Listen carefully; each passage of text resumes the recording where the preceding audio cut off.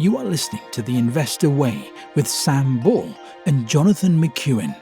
If you enjoy the show, please subscribe and follow us on Twitter at TIWTweets. Hello, welcome to The Investor Way with me, Sam Ball, my co-host John McEwen. In this week's episode, we'll be discussing Rio Tinto, Ibstock, BHP, Burberry, Associated British Foods, and Netflix. John, should we start with Rio Tinto? Yeah, so Rio Tinto, it's the world's second largest miner, and it's also listed on the FTSE 100. They had their fourth quarter production results out this week, with iron ore production coming in at 319.7 million tonnes, which was 4% lower than in 2020. And that was due to an above average rainfall in the first half of the year, cultural heritage management, and delays in growth and brownfield mine replacement tie-in projects. Iron ore shipments were 3% lower than 2020 and included elevated levels of SP10 product as a result of delays in growth and brownfield mine replacement tie-in projects. Bauxite production of 54.3 million tonnes was 3% lower than 2020. That was due to severe wet weather in the first quarter, impacting system stability throughout the year, equipment reliability issues, and overruns on planned shutdowns at the Pacific operations. Aluminium production of 3.2 million tonnes was 1% lower than 2020 due to reduced capacity at the smelter in British Columbia following the strike that started in July 2021. The Labour Union and employees have now reached an agreement with controlled restart due in 2022. Mined copper production of 494,000 tonnes was 7% lower than 2020 due to lower recoveries and throughput as a result of prolonged impact of COVID-19. Titanium dioxide slag production was 9% lower than 2020 as a result of community disruptions and subsequent curtailment of operations at Richard Bay Minerals, coupled with unplanned maintenance and equipment reliability issues at another Rio Tinto site in Canada. On the 24th of August, Richard Bay Minerals resumed operations following stabilisation of the security situation, supported by a national and provincial government, as well as substantive engagement with the host communities and traditional authorities. On the 21st of December, they announced that they'd entered into a binding agreement to acquire Rincon lithium project in Argentina and the Rincon mine for $825 million. And Rincon is one of the largest undeveloped lithium brine projects in the world, and it's located in the heart of the lithium triangle in the Salta province. Chief Executive said the Rincon project holds the potential to deliver a significant new supply of battery-grade lithium carbonate to capture the opportunity offered by the rising demand given by the global energy transition. So in terms of valuation, Rio Tinto trades at just 9.83 times earnings and yields an impressive 9%. Its market cap is just over £88 billion. So, I mean, to me, they weren't bad results, but they were up against difficult numbers from an exceptional 2020. But I do like it as a company. I think definitely having commodity exposure, whether it's in the form of a miner or an index fund, is a good idea. I also like with Rio Tinto that it's investing in the future with lithium, but it does still rely heavily on its iron ore production.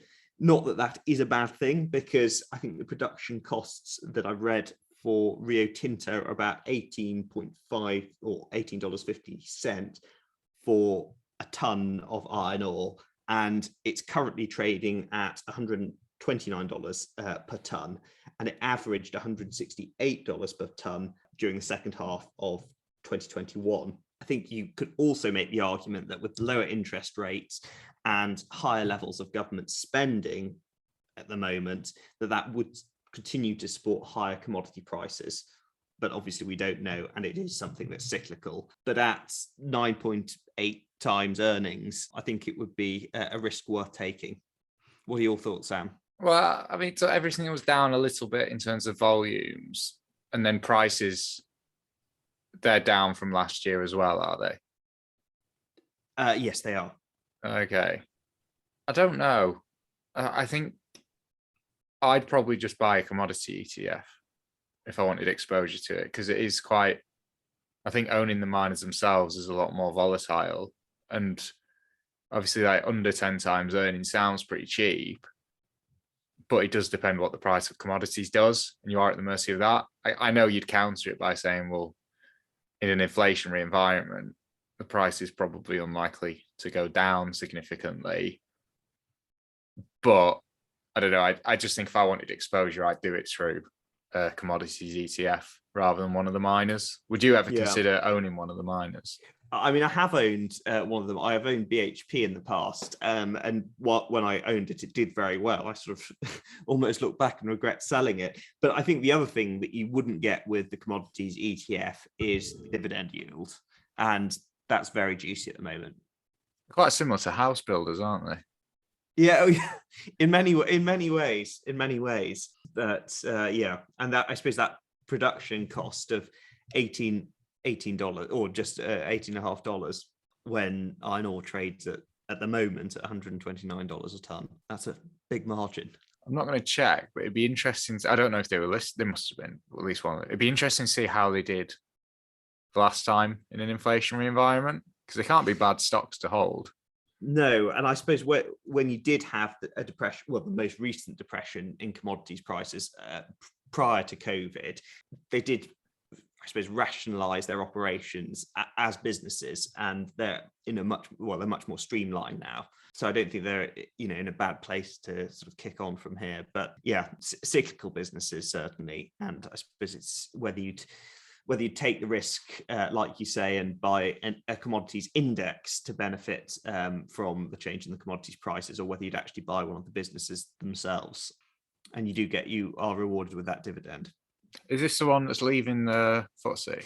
No, that's BHP. It's the second mine that we've got on the list today. Right, so okay. they're the biggest two miners, BHP being the biggest with a market cap of over 100 billion, and Rio Tinto being about 88 billion. Right. Well, we'll get to that then. No spoilers. Okay. Ibstock. Ibstock, yes. So we're going on to Ibstock, which is the brick maker. They have come out with a trading statement, and they have said full year revenue is forecast to rise 29% to 409 million. And that's quite interesting, actually, because 409 million is bang on the full year revenue for 2019. So they are now back at pre-pandemic levels of revenue, with underlying cash profits expected to be modestly ahead of previous guidance for £93 million.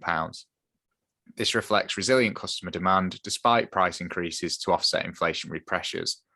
Cash flow is ahead of expectations this year, supported by a strong performance in the second half and improved working capital management. Net debt at year end fell to £40 million from £53 million at 30 June 2021.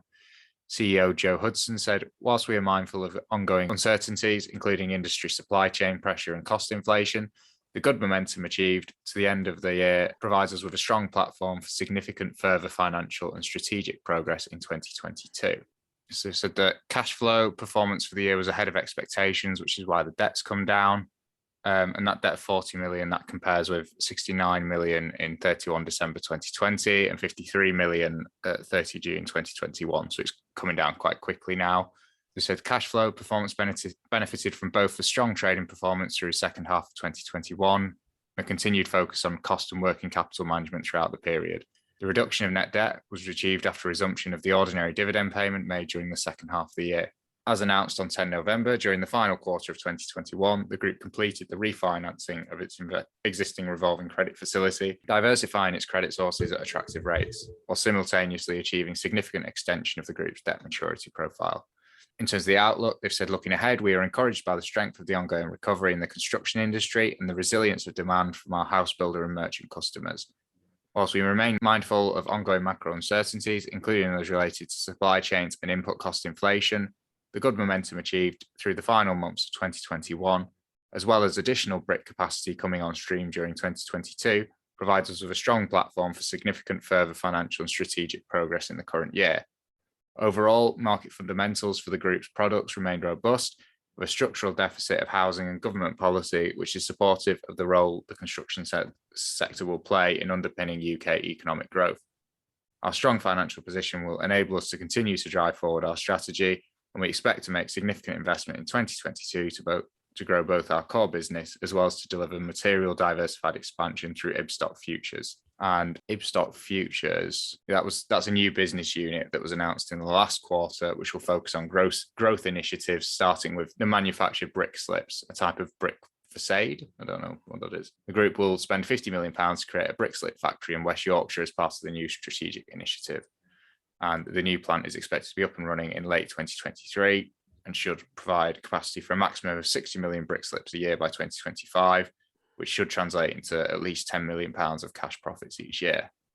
They've also said in the outlook that commissioning of capital enhancements is on track to increase their clay network capacity by 5% by mid-2022. And they've made ambitious carbon reduction commitments, including a target to be net zero carbon by 2040. In terms of the valuation, they're trading at a PE ratio of 12, and that compares to an average PE ratio since listing of 12.7, and they've got a prospective dividend yield of 4.2%. I think this is a very good trading statement. I think the fact that they're going to be back to pre-pandemic levels, I think is very good. I think it's probably quite a good business to be in an inflationary environment, similar to the miners. I think they can just pass costs on to the house builders, and the house builders will just pass them on to the buyers. I think the valuation is pretty fair. It's low, and the dividend yield's good, but I think this is a business that struggles with growth. You sort of see it coming through there, where they are trying to grow, but it's very capital intensive. So they're having to spend a lot of money on that new plan, and then it's only going to be adding 10 million to cash profits each year. So it's a very good return. But again, like it said in the statement, they're going to be, increasing the clay network capacity, but that's only by 5%. So I think it's a business that's, you're probably not buying it expecting a huge amount of growth, which is actually why I recently sold it. John, thoughts on this trading statement and Ibstock as a company? Well, yeah, I mean, largely in line with you, but if you're getting 4.2% back, you don't need to have it doesn't need to be a stellar growth stock, does it? You can just hold the income, and it is defensive. It can sit there in the portfolio compounding. So yeah, I suppose I quite like it, actually. I think a P of 12 is fair. And just let it compound. Well, that's what I would do. I don't think I'd probably like it enough to go out and buy stocks in it, but myself. But I think it's a good company. But you've already got house builders, so I do less need for it. Yeah. I know you get a decent yield from them too, but perhaps less risky actually if you had Ibstock rather than. I think so. Yeah. Yeah. Exactly. They're not at the mercy of house prices as much, and the house builders need to pay bricks regardless. Need to buy bricks regardless of what the housing market's doing. Yeah. But probably better. Well, potential better returns with the house builders if you held them directly. But I suppose it depends what you want, really. Yeah.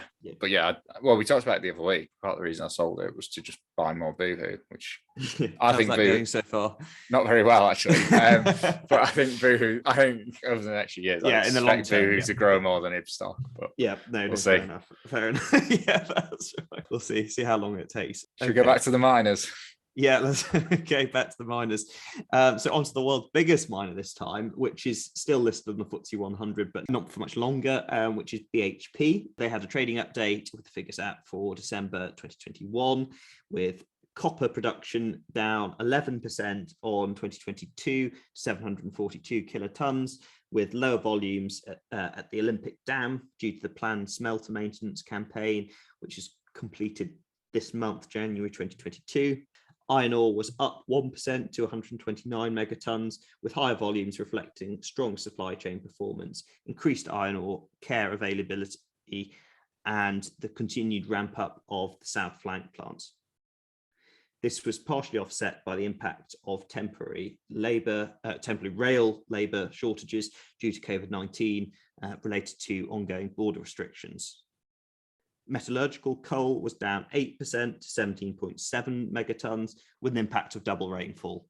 Energy coal was up 5% to 7.2 megatons. Zinc was down 18% to 62,892 tons, and uranium down 55% to 818 tons. Production guidance for 2022 remains unchanged for iron ore, energy coal, and nickel, and full year total copper production is trending towards the lower end of the guidance range, reflecting lower production guidance from some of their mines, and metallurgical coal guidance has reduced as a result of the significant wet weather impact and COVID-19 related labour constraints. In terms of valuation, BHP has a market cap of £122 billion and trades at just under 15 times earnings, with a prospective dividend yield of just under 9%.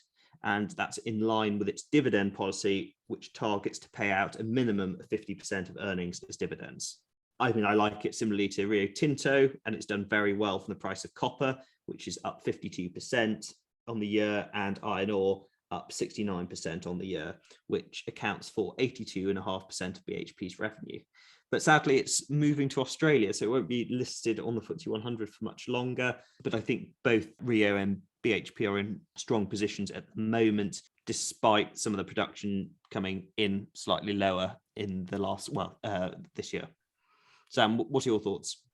Do we have any idea why the PE is so much higher than Rio Tinto? But I think that BHP has a lot more coming from copper. So Right. I think it's a much bigger copper miner than Rio Tinto.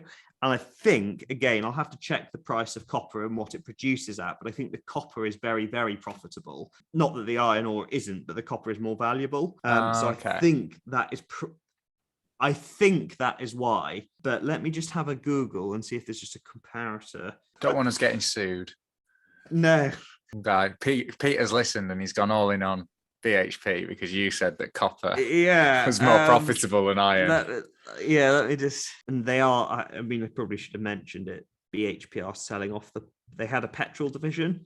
It wasn't like big, but they're selling that off. I think it's because its portfolio is thought to be higher quality, and In the mines, you mean? yeah, okay, yeah. So I think it is down to the copper, and let's emphasize that the copper in particular has especially good fundamentals. Does it a bit like with Farmer when you're looking at the pipeline? Yeah, I think, and let's see, so Rio, yeah, I think it's because of the exposure to the copper. Fine. Yeah, so in that case, yeah, I don't know. My instinct would be to go for the cheaper one of the two, despite that. Yeah, I wouldn't. I wouldn't feel well enough placed to probably. And you just don't have to worry about that if you just. I know you don't get the dividend, but if you just buy, if you want commodities exposure as a proportion of your portfolio, I'd still be getting a commodities index. Just because I think it's probably going to move differently as well. Whereas like BHP and Rio Tinto, they're probably going to move in line sort of with the FTSE 100. So you're not necessarily getting the same. Or do they move the FTSE 100 itself? Well, yeah, they could because of the size, actually. Yeah. Like if the FTSE's, having a bad few months, they probably are going to as well. Whereas the commodities index, you might get a bit more. It's just more of a pure play, isn't it, on the prices? The miners for me, it's a bit like Farmer, where it just goes in the too hard pile. It's quite a specialist area. Yeah, there's too many extra things you need to know about that I don't. Yeah.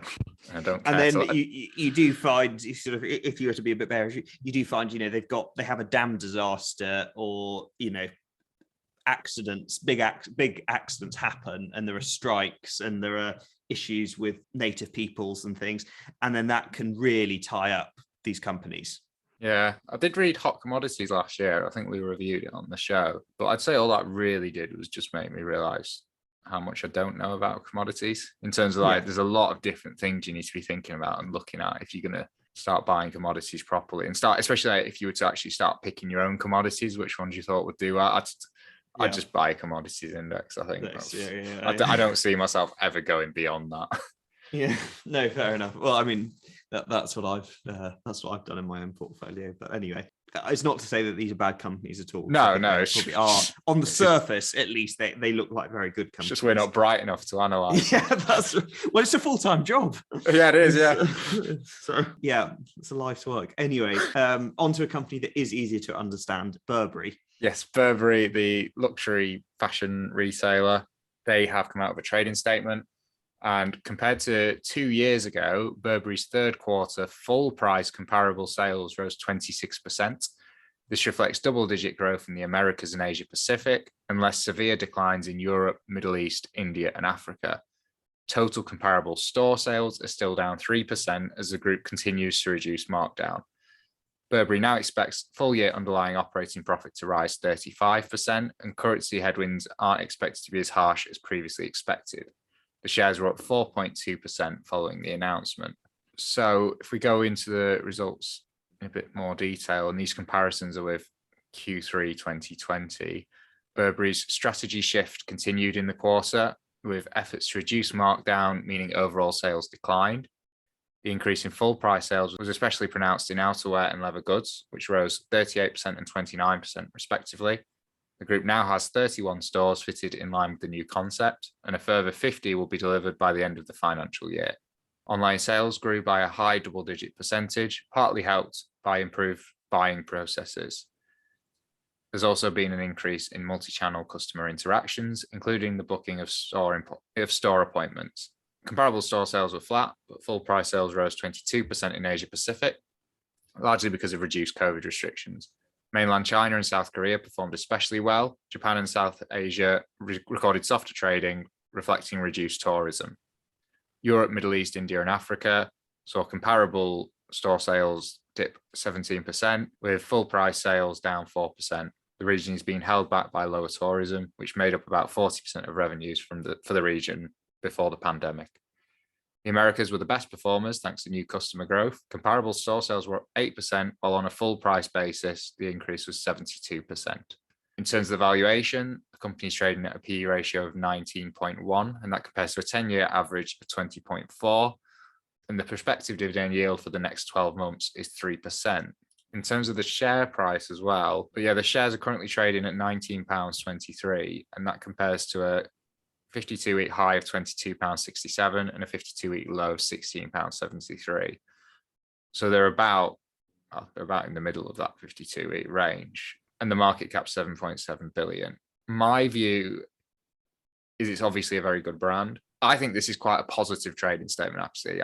I'd be quite pleased with this if I was a Burberry shareholder. I think the prospective dividend yield's quite good at 3%, especially considering it looks like there could be quite a bit of growth in this thing as well. And I think that PE ratio of 19 is pretty good compared to the 10-year average, because it looks like it could have quite a bit of growth ahead of it. And that's not really, I'll just check the financials, but I don't think it's really been growing before. Yeah, so from 2017 to 2019, for those 3 years before the pandemic kicked in, the sales were basically, even up to 2020 actually, because it's a March year end, but sales were basically flat. So there hadn't really been any growth. And I think there could be quite a bit of growth now. I think the strategy shift where they're doing less discounting, that seems to be working. So I think that PE is actually pretty cheap if the strategy continues to work. What do you think about this trading statement and Burberry as a company, John? I'd be positive. I think that it's very, very good trading statement and very good numbers. And then I suppose the other thing that I probably add to what you said, especially if we're going into an inflationary environment, you'd definitely be able to expect for a luxury brand like Burberry to be able to pass on those costs to consumers without much difficulty. I think when you compare it with its peers listed abroad, it's actually quite cheap. But I don't know whether I like it enough as a brand to pay up for it. For me, it's not about paying up. I think a PE of 19 is probably quite fair, I think. It's just more, I think there's probably other companies I'd rather own before Burberry. Mm-hmm. I don't even know if it would go on the watch list for me. No, I mean, I don't think it would for me, but I still think it's not a bad company. Yeah, if I was speaking to someone, worse. if I was talking to someone and they said they own Burberry and they sort of talked about some of the things we talk about, I think, well, fair enough. I can see, whereas if I was talking to someone and they said they owned Ocado, I wouldn't be like, you wouldn't talk to them. End of conversation. So no, I like it, actually. I think it's a pretty fair valuation. So should we move on to another business that has a pretty fair valuation? Well, yeah, you see, this is what I would pay for. So Associated British Foods, best known for its Primark brand, they had a trading update out this week. In the 16 weeks to the 8th of January, sales were up 19% to £5.6 billion, with growth across all segments, led by the retail division, with less discounting going on at Primark. And they were also able to offload last year's unused autumn and winter stock. The group has seen cost inflation across the whole business. However, it intends to offset this through cost saving and price increases. and management is expecting significant progress in underlying profit for the half and for the full year. In a little bit more detail then, the retail division saw sales rise 36% to £2.7 billion, with the reopening of the store estate on the back of last year's lockdowns. Retail parks continue to outperform the city centre stores, with retail like-for-like sales ahead of pre-pandemic levels. However, overall sales are still down 5% on pre-pandemic levels, with like-for-like sales down 10% in the UK and 14% in continental Europe. The US business, though, saw like-for-like sales up 4% on 2019 levels. Operating profit margin was significantly ahead of expectations and is anticipated to exceed 10% by half year. The group have also confirmed that the new website is expected to launch by the end of March, and it will allow customers to see the product availability in their stores. The grocer division saw sales rise 2% to £1.2 billion, but rising inflation put pressure on margins, and pricing increases were not enough to offset this. Both Ovaltine and Twinings tea performed strongly. Sugar stood out, though, with revenue up 12% to £609 million, and inflationary pressures were avoided with a number of forward contracts. Moreover, sugar production in the UK is up to 1.04 tonnes from 0.9 tonnes last year. The ingredients division saw sales rise 10% to £528 million, although margins were under pressure. And in agriculture, sales were up to £545 million from £507 million, but again, margins under pressure. In terms of valuation, Associated British Foods has a market capitalisation of just over £16 billion and trades at around 15 times earnings, with a dividend yield of around 1%. I think it was a very good trading update, and I like the diversified nature of the business, but also its core brand, which is Primark, and the sort of, I suppose, the pricing point where it is in the market. It's got very decent margins, and I think it's a fair valuation for the business at 15 times earnings. Sam, what do you think? I think it's very fair as well. You gave a dividend yield of 1%. I think that's the historic one for the next 12 months. I think it's going to go up to 2.4. I think it's very fair at 15. I like the diversity as well. I think it's pretty fairly priced, even if its growth is limited to, say, like the UK and Europe. But I think when Primark's in the US, I know that like-for-like sales were only 4% ahead of 2019, but there was a pandemic in the middle of that. And when they're planning to add 500,000 square foot to the US stores this year, I think that could be interesting to watch. Because if Primark can do well in America, you've got all this other stuff included in it, and it's only at a PE of 15. I think you've got quite a lot of potential upside there and not a huge amount of downside, because if Primark flops in America, it doesn't really seem like it's priced for Primark to execute to perfection anyway. No, that's right. So, yeah, okay. Well, I won't ask you which you prefer over those Burberry or Associated British Foods, but we can come to that at the end. Have you bought this yet? No, I haven't. I bought Boohoo and I didn't buy Primark. But it's just one of these where, like, it's another one where it's like we've covered it 2 or 3 times. Yeah. And you keep saying you like it. Yeah. That's usually a good warning sign. You should probably buy it. Yeah, I know. Whereas I like it, but I don't think I like it quite as much as you. Yeah. I think it sits better in your portfolio than mine. I don't know what that means. On to our final company then, Netflix. Netflix, yes. So Netflix, I'm assuming everyone knows what it is at this point. They have come out with their Q4 results, and revenue in the 3 months to 31 December rose 16% to $7.7 billion. And all these figures will be in dollars, driven by year-on-year growth across all geographies. An expected increase in content spending pushed operating profit 33.8% lower to $631.7 million. Group added 8.3 million new paid subscribers in the quarter, below expectations of 8.5 million, bringing the total up to 222 million.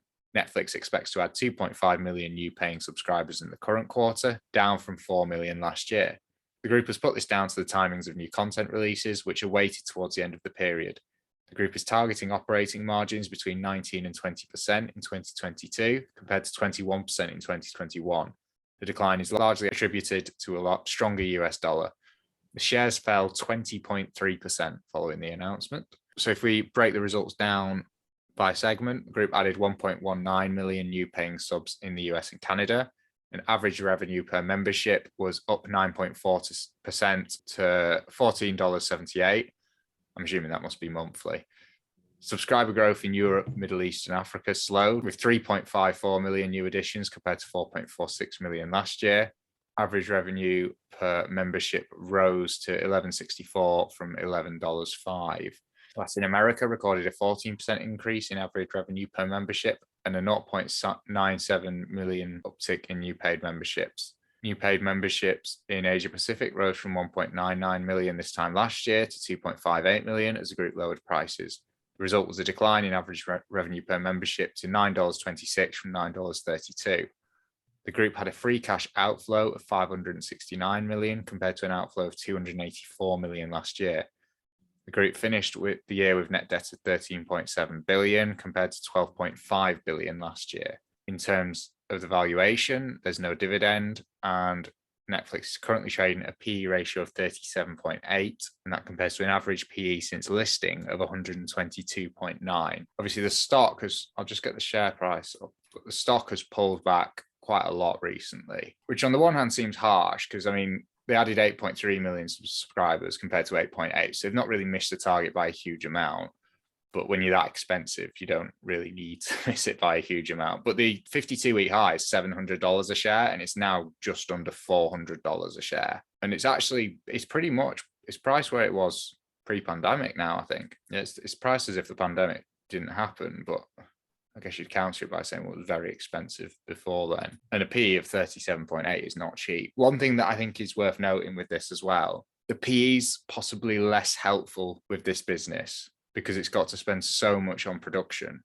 So it might have earnings on paper, but if it's pouring out cash every year, does it really? Because if it's got a free cash outflow of $500 million, you can say it's a positive PE, but that just makes me question how they're measuring it really, because it's a cash outflow every single year.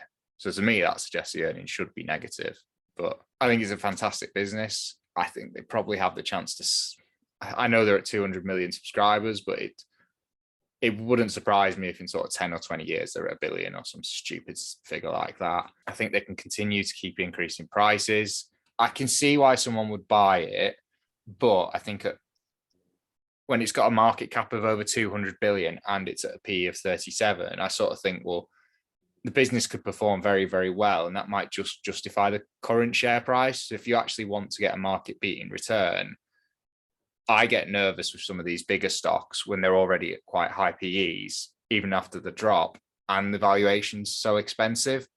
For me, the biggest concern is the market cap's already so big. It's like, well, how big can it get? And the answer for me is I just don't know. So I probably wouldn't buy it because of that. What about you, John? Yeah, I certainly think it's very expensive.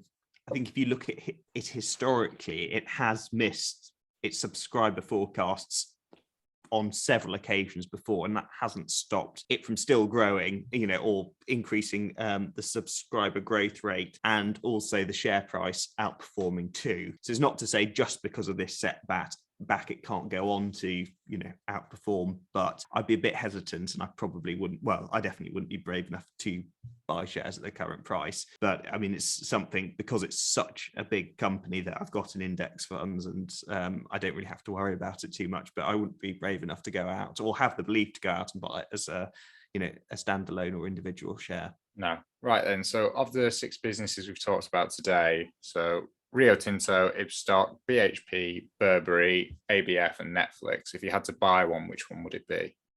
I think I would probably be going for Associated or ABF. I don't mind the miners, but I mean, we covered it earlier. There are a lot of moving parts in those companies, but no, ABF would be the one I'd go for, and I think it's a very fair valuation at the moment. I think I'd probably go for ABF as well, but I do like Burberry and Ibstock as well, actually. Yeah. Before we wrap up, we've got a very quick review of Going Down Tobacco Road. So it's a book by a guy called Gene Hoots, and it was actually recommended in the interview I did with the 20s trader a couple of months ago. But yeah, it's about RJ Reynolds, the tobacco business, which is now, I think it's now part of British American Tobacco, and I think bits of it might also be part of Japan Tobacco or whatever it's called. But yeah, it's basically a full history of Reynolds, the company. And it starts with like the guy RJ RJ Reynolds and how he's built up the business. And then he's gone, and it's about the culture and how they've grown. And then they've got to the point where they've started facing regulatory issues, the decisions like in terms of international expansion. And it's quite interesting because they were the dominant cigarette in the US. So Winston was the dominant one. And at one point, Marlboro only had like a 1% market share. And one thing that massively made a difference was when they were banned from television advertising. Because like a big part of their marketing, it was like the catchy jingles. So it'd be like, Winston tastes good like a cigarette should. They'd have a catchy little jingle, and that didn't translate well to print, whereas the Marlboro Cowboy translated really well to print advertising. So Marlboro ended up going from a 1% market share to being like the dominant cigarette in the US. And also the management got quite comfortable, and they had all this cash and they didn't know what to do. The studies were starting to come out, and I know the tobacco companies disputed these studies far past the point where the evidence was pretty clear, but like linking smoking to cancer and lung cancer and stuff like that. And they knew there was going to be regulatory problems. So they had to decide what the direction they were going to go in as a business. And the direction they decided to take was to basically start acquiring other businesses. And a lot of them were consumer like acquisitions. So like it talks about Philip Morris, which owned Marlboro, and they ended up acquiring Kraft. And Reynolds, they had loads of different ones. They had Nabisco. They actually had KFC at one point. They had like some oil businesses. They had like transportation, like the big cargo ships. Just loads of like silly ways to reduce the returns for the shareholders, because a lot of the time they were using stock to buy these businesses, and it was in the cheap tobacco companies, and then they were paying quite high PE ratios for the companies they were buying.